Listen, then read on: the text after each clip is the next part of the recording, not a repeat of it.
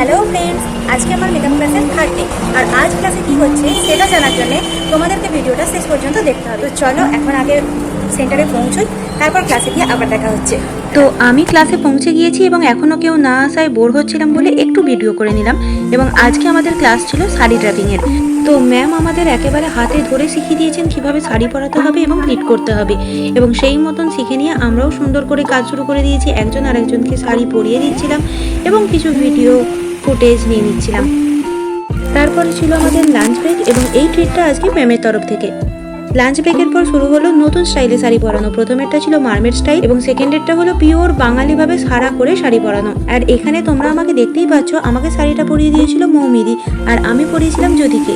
এবং আজকের ক্লাসে 3 নম্বর স্টাইলটা ছিল লেহেঙ্গা স্টাইলে শাড়ি পরানো, যেটা শুধুমাত্র ম্যাম আমাদেরকে শিখিয়ে দিয়েছিলেন। প্র্যাকটিসটা নেক্সট ক্লাসে হবে। তো আজ এই পর্যন্ত। Follow for more.